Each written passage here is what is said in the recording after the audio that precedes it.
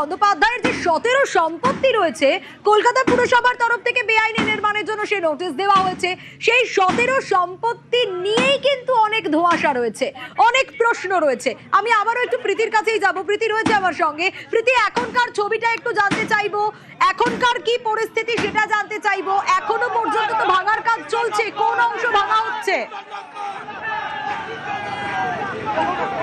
দেখো, মূলত আমতলার যে চৌমাথার মোড় রয়েছে সে তার থেকে বাদিক নিলেই কিন্তু অভিষেক বন্দ্যোপাধ্যায়ের যে সাংগঠনিক বা জেলার যে কার্যালয় রয়েছে সেই কার্যালয় এখানে অবস্থিত। এবং এখানে কিন্তু মূলত এর আগেও নোটিশ দেওয়া হয়েছিল যে লিপস অ্যান্ড বাউন্সের টাকায় কেনা এই অফিস, এবং তার জন্য উত্তর চাওয়া হয়েছিল। তবে অভিষেক বন্দ্যোপাধ্যায় সেই উত্তর কিন্তু দেননি, এবং তার জেরেই কিন্তু আজকে প্রশাসনের তরফে 3টি বুলডোজার নিয়ে আসা হয়। 3টি বুলডোজার নিয়ে আসা হয়ে প্রথমে যে বিল্ডিং এর সামনে যে শেড ছিল, টিনের শেড, সেই শেডটি ভেঙে ফেলা হয়।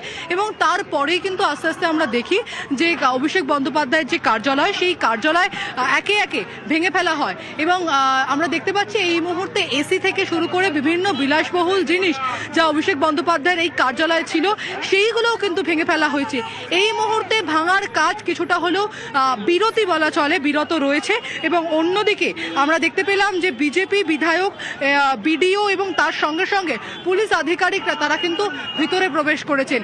ভিতরে ঠিক আদৌ এই লিপস অ্যান্ড বাউন্সের কথা যে বলা হচ্ছে কি সমস্ত নথি রয়েছে কিনা, সেই সমস্ত নথি থেকে কি সামনে করে নতুন করে তথ্য উঠে আসে সেই সমস্ত দেখার জন্যই কিন্তু প্রশাসনের লোকজন কিন্তু ভিতরে প্রবেশ করেছেন। এবং এই মুহূর্তে তোমাকে যে ছবি দেখাচ্ছি তা হচ্ছে কার্যত এই যে 4তলা অফিস এবং 4তলা অফিসের একাংশ, সেই একাংশ ভেঙে ফেলা হয়েছে। এবং আমি বলবো আমার ভিডিও জার্নালিস্ট গোপালকে দেখানোর জন্য যে উপরে 4তলায় কিন্তু মূলত যে প্রশাসনের লোকজন থেকে শুরু করে তারা কিন্তু উপরে প্রবেশ করেছেন, এবং বিভিন্ন যে নথি, সেই নথি কিন্তু বেআইনি বিল্ডিং এর সংক্রান্ত যে সমস্ত নথি, সেই নথি কিন্তু দেখে নেওয়া হচ্ছে। সঙ্গে থাকো প্রীতি। যে ছবি দেখাচ্ছি, ওয়াশরুম লাগোয়া যে দেওয়াল, সেই দেওয়ালও ভাঙা হচ্ছে। এবং সাধারণ মানুষের ক্ষোভ, সে ক্ষোভের বহিঃপ্রকাশ। 3টে আর্থ মুভার তো কাজ করছে, কিন্তু সাধারণ মানুষ যারা এতদিন ধরে ক্ষুব্ধ ছিল, কোথাও গিয়ে ভয় আউট ভরসা ইন, যা বিজেপি সরকারে আসার পরে থেকেই স্লোগান ছিল যে সাধারণ মানুষের ভয় আউট হবে, ভরসা ইন হবে। তাই হয়তো আজ এই সাধারণ মানুষ যারা, তারা বলতে সাহস পাচ্ছেন, এই অভিযোগের কথা বলতে পারছেন কি ধরনের অত্যাচার সহ্য করতে হতো তাদের। অপর প্রতিনিধি অর্পণ রয়েছে আমার সঙ্গে। এখনকার ছবিটা অর্পণের কাছ থেকে জানতে চাইবো। অর্পণ, এই অফিস নিয়ে একাধিক অভিযোগ, বেআইনি নির্মাণ যা এই মুহূর্তে ভাঙা হচ্ছে, এখনকার ছবিটা ঠিক কি অর্পণ?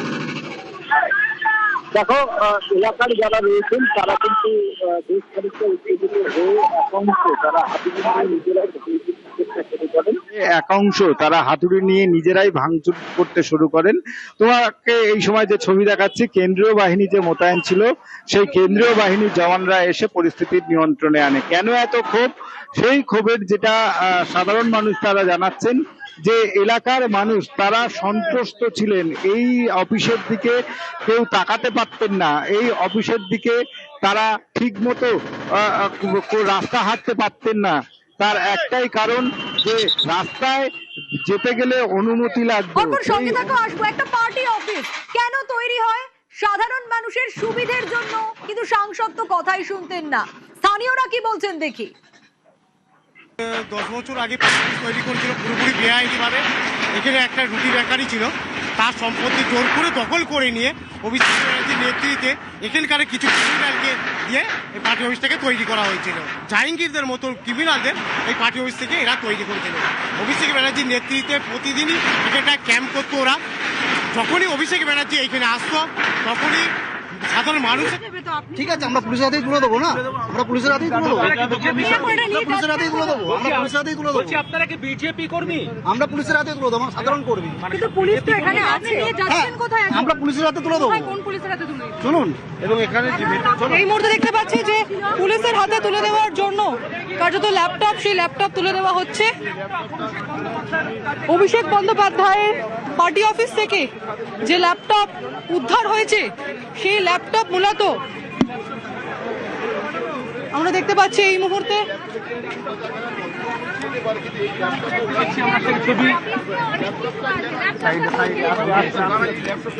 কত কি অবৈধ নির্মাণের তথ্য, অবৈধ কাজের তথ্য আছে, তার ঠিক নেই। এটা অবৈধ সাংসদের অবৈধ নির্মাণ, শুধু অবৈধ কাজেরই ঘাঁটি। এটা যত ইলেকশন, যত বিজেপির কার্যক্রম হয়েছে, এখান থেকে যত অবৈধ কাজকর্ম চালানো যায়, অভিষেক যে দৃষ্টান্ত ডায়মন্ডে রেখে গেছে, মানে গুণে শেষ করা যাবে না।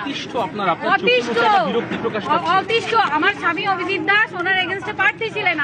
2018 সালে পঞ্চায়েত ভোটের সময় আমাদের বাড়ির সামনে গিয়ে প্রচুর দুষ্কৃতী নিয়ে গিয়ে বম্বিং করে এসছে। জানেন কে করলো এটা? ওনার নেতৃত্বে হয়েছে, দিলীপ মন্ডলের নেতৃত্বে হয়েছে। কিছু মস্তান গেছিল, আমরা তো আর মস্তানদের চিনি না, কারণ আপনার বাড়ির একদম পাশে। কি হতো এখানে? কি হতো কি করে জানবো? আমরা থরি না ভিতরে এসেছি, তো শুধু জানতাম যে না এখান থেকে এমন কিছু হয় যার জন্য মানুষ ভয় পেয়ে যায়। আর যেদিন অভিষেক আসে সেখানে তো মোটামুটি 3 কিলোমিটার 4 কিলোমিটার হবে, আরো বলতে পারবে, পুরো স্যানিটাইজ করে দেওয়া। এই ল্যাপটপটা আমি স্যারকে তুলে দিচ্ছি, ঠিক আছে? এই ল্যাপটপটা আমি স্যারকে তুলে দিচ্ছি। এটা ওপর থেকে দেওয়া হয়েছিল, আমি স্যারকে দিয়ে দিচ্ছি। ওপর থেকে কেউ কার্যকর্তা দিয়েছিল, যেটা আমি ঘুরিয়ে পেয়েছি। এটা এই মুহূর্তে পাবলিক কেউ দিয়েছিল, আমরা চিনি না। আমি এটা স্যারের হাতে তুলে দিচ্ছি। এদিকে ঘুরে একটু বলুন। এই ল্যাপটপটা আমি ওপর থেকে কেউ দিয়েছিল, যেটা আমি কুড়িয়ে পেয়েছি। এই মুহূর্তে আমি আমাদের বিষ্ণুপুর থানার যে স্যার রয়েছে, এই স্যারের হাতে আমি এটা তুলে দিচ্ছি, ঠিক আছে? ল্যাপটপটা আমি স্যারের হাতে তুলে দিলাম। বলছি আপনারা এই অফিসে, আপনারা কি এখানে কোথায় থাকেন? আমরা এই তো আদর্শ করি। এখানে কি হতো বলে অভিযোগ? এখানে কি হবে? অবৈধ কাজকর্ম, মস্তানদের ঠেক ছিল, দুষ্কৃতীদের ঠেক ছিল। জানি না ভিতর থেকে কি কি পাওয়া যায়। নিশ্চয়ই আসছে সবাই। গোপালদা চলে এসো। বারবার সকলের অভিযোগ, অভিজিৎ দাসের স্ত্রী, তার বক্তব্য আমরা শুনছিলাম। অভিজিৎ দাস ববি, বিজেপি নেতা, তার স্ত্রী, তিনি বক্তব্য রাখছিলেন এবং ভাঙা হচ্ছে অভিষেক বন্দ্যোপাধ্যায়ের অফিসে এই মুহূর্তে। সাধারণ মানুষের ক্ষোভটাও আমরা দেখছি, যেখানে একাংশ তারা হাতুড়ি নিয়ে রীতিমতো ভাঙতে শুরু করে দিয়েছেন দেওয়াল, সেই ছবিও আমরা দেখছিলাম। অপর প্রতিনিধি অর্পণ রয়েছে আমার সঙ্গে। অর্পণ, একদিকে আর্থ মুভার তো অ্যাকশনে রয়েছে, অবৈধ অংশ, অবৈধ নির্মাণ যেগুলো, সেগুলো ভাঙা হচ্ছে। সাধারণ মানুষ তাদের ভয়ে কোথাও গিয়ে আউট আর ভরসাহীন। অভিযোগ তো তারা করছেন, তটস্থ হয়ে থাকতেন তারা, সেগুলো বলছেন। একটা পার্টি অফিস তৈরি হয় কেন? সেখানে সাংসদ বা তৃণমূল নেতা যারা রয়েছেন তারা যাতে সাহায্য করতে পারেন, সে সাহায্যই তো সাধারণ মানুষ পেত না এখান থেকে।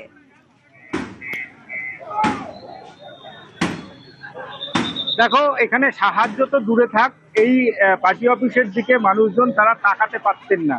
এবং তাদের যেটা অভিযোগ, যে এখান থেকে যখনই অভিষেক বন্দ্যোপাধ্যায় তিনি মিটিং এর জন্য আসতেন, এই রাস্তা বন্ধ করে দেওয়া হতো। এই রাস্তার পাশাপাশি পাশের যে গ্রামের মানুষগুলো রয়েছে তারা আসতে পারতেন না। আমাদের এখানে আরো এক বিজেপি নেতা রয়েছেন, সুপালদা, দীর্ঘদিন ধরে আপনি রয়েছেন। এই পার্টি অফিস মানুষের কতটা উপকারে লাগবে? মানুষকে শোষণ করতে, তার রক্ত খাওয়ার জন্য এই অফিসটা ছিল। গরিব মানুষের রক্ত শোষণ করেছে, গরিব মানুষকে খুন করেছে। এই জায়গায় আজকে অভিষেক ব্যানার্জি আসার পর এই ডায়মন্ড হারবার কেন্দ্র একেবারে মানুষের জীবন যন্ত্রণা হয়ে গেছিল। ও একজন খুনি, একজন যেভাবে এই পঞ্চায়েতে লুট করেছে এবং মানুষের ভোটের অধিকার কেড়ে নিয়েছে এবং মানুষকে বঞ্চিত করেছে, এবং সেই জায়গায় দাঁড়িয়ে এই অফিসটা হয়ে কতটা উপকার হয়েছে এলাকার মানুষ। এই অফিসটা হয়ে মানুষের উপকার কিছু হয়নি। এই অফিস করে মানুষকে শোষণ করেছে, অত্যাচারিত করেছে, মানুষের রক্ত চুষে খেয়েছে। এই রাস্তা অভিষেক বন্দ্যোপাধ্যায় এলে কি পরিস্থিতি হতো? এই জায়গায় অভিষেক যখন আসতো 3 কিলোমিটার পর্যন্ত মানুষকে হেঁটে যেতে হতো, যেন জমিদারের মতো আসতো। ফায়ার ব্রিগেড প্রায় 5000 পুলিশ নিয়ে আসতো, এরকম একজন নিজেকে ভাব দেখাতো। আজকে মানুষজন ভাঙচুর করছে, নিজেরাই ভাঙছে। এ তো মানুষের ক্ষোভের বহিঃপ্রকাশ। এই অফিসটা ছিল মানে মানুষের যন্ত্রণা, মানুষের কাতর আবেদন ছিল।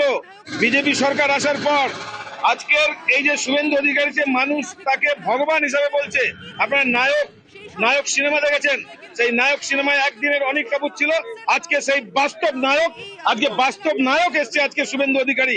তাই তিনি বলছেন আজকে জিরো টলারেন্স, আর যেখানে যা কিছু হবে, তোলাবাজি, সিন্ডিকেট আর যা আপনি সবগুলোকে বন্ধ করা হবে।